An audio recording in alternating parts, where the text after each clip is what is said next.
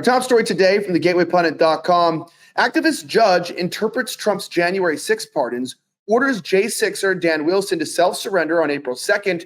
We're covering this story and so much more here on the Gateway Pundit Week in Review.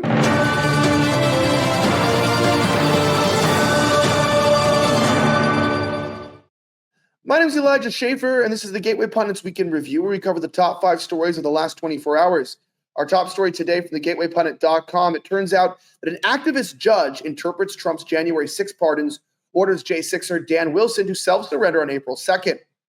The fight for freedom of January 6 defendants continues 2 months after President Trump issued pardons for over 1,500 of them. Dan Wilson received his pardon, yet activist judge Dabney Friedrich is doing everything that she can to see him behind bars. Wilson has been fighting a case that is directly related to the January 6 inspired FBI raid on his home. He was arrested after the FBI finished searching the residence, although he was not arrested for his attendance on January 6. Wait, what? Yes, the warrant was for January 6, but he was arrested for another reason, and not J6 at the time. His arrest was for having guns at his home in Kentucky. Over 30 years ago, a very young man, Wilson became a felon and served his time in prison. He should not have had guns in his home. This is something that is not debatable. However, how they found these guns at his home is. The presidential pardon for J6er says grant a full, complete, and unconditional pardon to all other individuals convicted of offenses related to events that occurred at or near the United States Capitol on January 6.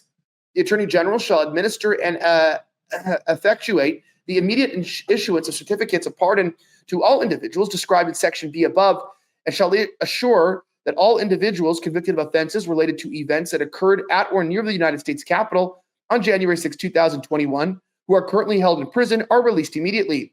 The Bureau of Prisons shall immediately implement all instructions from the Department of Justice regarding this directive. I further direct the Attorney General to pursue dismissal with prejudice to the government of all pending indictments against individuals for their conduct related to events at or near the United States Capitol on January 6 of 2021. The Bureau of Prisons shall immediately implement all instructions from the Department of Justice regarding this directive. Several judges have correctly ruled that this pardon includes any charges related to January 6. This means that anything that stems from January 6 should be dismissed. The fruit of a poisonous tree defense, even with Wilson's case, the Department of Justice is not contesting this. In fact, the only one who's contesting this is Judge Friedrich. That's pretty remarkable here. And I want to talk to you a little bit about Oxford Club. Listen to this. The world's smartest investors right now are bypassing oil stocks and instead opting for mailbox money through oil royalties. This is really true. With the crypto market and stock market in the gutter, it turns out that the opportunity to have access to something like this, including passive income that basically arrives monthly with an entry point as little as $25, can be found at ElijahOil.com, ElijahOil.com. Now, this allows anyone with a standard brokerage account, no wealth or connections required, to tap into monthly royalty checks from America's most productive oil basin. Visit ElijahOil.com to learn how you can start collecting these consistent oil royalty payments. That's ElijahOil.com, ElijahOil.com. Today, ElijahOil.com. But that being said, it is really interesting that the January 6 cases are still underway. We'd like to find out that maybe the government could stop giving such a incredible directive of overreach, going into our homes. Unlawful search and seizure should already be a conduit to dismiss the case. With that being said, idiot leftist keys neighbor's Tesla and enters his apartment, all caught on the vehicle security system. We have the video for you here in just a moment. But it's so remarkable with all this stuff that, people are attacking Teslas. Like, what is attacking the owner of a Tesla? These are mostly liberals, by the way. These are the kind of people who end up, I guess these are the kind of people who end up buying electric vehicles. But it's so remarkable that now they're attacking the owners. This is sort of like when Black Lives Matter looted the neighborhoods of Black communities to somehow help Black people. It didn't make sense. Check this out. So far, you've been stumbling. That's already it's all part of it. Phone's been blowing up ever since we went on the ground. I don't know what to say about this. Why are people attacking Teslas? This kind of makes no sense at all. I'd love to hear your thoughts below. But look, if you don't like Elon Musk, that's whatever. But like attacking other people's personal property, that doesn't hurt Elon Musk. He already got the money for the cars, right? It's like when, do you remember when conservatives were buying Bud Light to blow it up? Remember that? They were like, I'm going to buy Bud Light and destroy it. Well, you already gave the company the money. So destroying it really, it's just destroying your property now. It doesn't really hurt the company.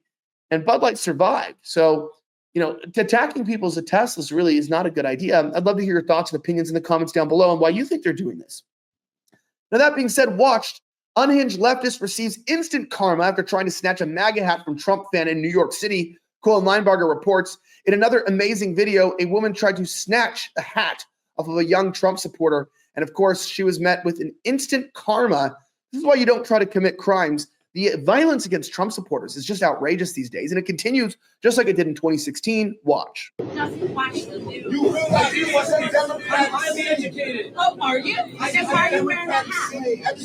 Only I don't know how long the Democrats have been running New York since who knows how long. But then Trump comes in and just fixes it. All right, well, this is my style. I hope you enjoyed the hat.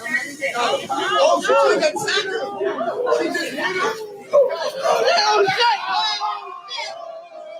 Now, what's kind of crazy about this video is there's actually a full version of this. I'm going to look up for you here in just a moment. That people were pointing out, hey, actually, there's a whole other part of this that showed that maybe the boy might have agitated this. And of course, we'd like to be as accurate as possible when we're talking about this. So check this out. Here's the full version of it. Watch. All right, well, this is my style. I hope you enjoyed the hat. Oh,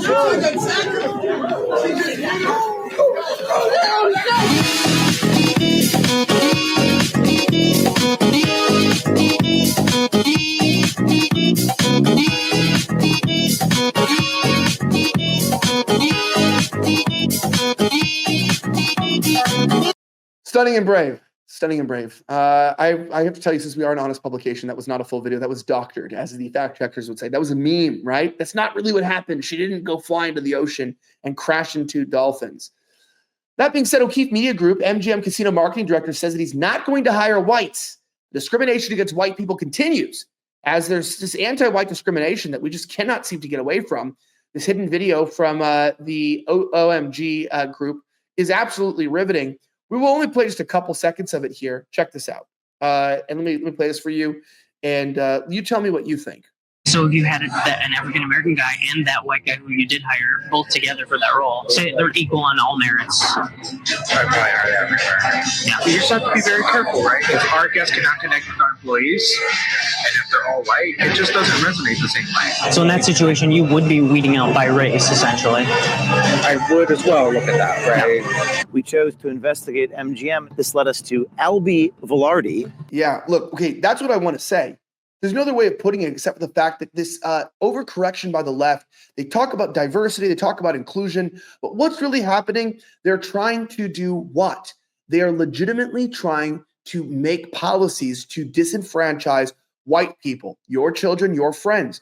And you know what? This should concern everyone, because whether it's white people today or black people tomorrow, this sort of cultural Marxism is about taking down what they call white power structures, Christian power structures, and James O'Keefe is exposing it.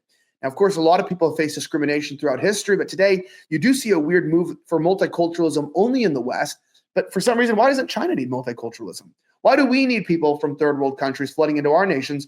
Maybe we should rethink a lot of what we're doing and ask ourselves, who's really behind all this? Obviously, who's that? Clearly, it's the Democrats. Now, lastly, President Trump issues a dire warning as radical left judges continue to sabotage his agenda, also calls out Chief Justice John Roberts. Colin Linebarger reports that President Donald Trump has had enough of the far left activist judges subverting his agenda and making a mockery of the U.S. Constitution. As the Gateway Pundit has extensively reported, these black-robed tyrants have used their unhinged hatred towards the 47th president as an excuse to override many of his perfectly legal executive orders.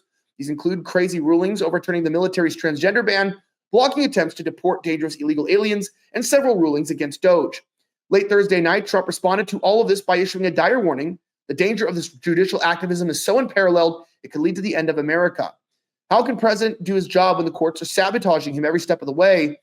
Unlawful nationwide injunctions by the radical left judges could very well lead to the destruction of our country.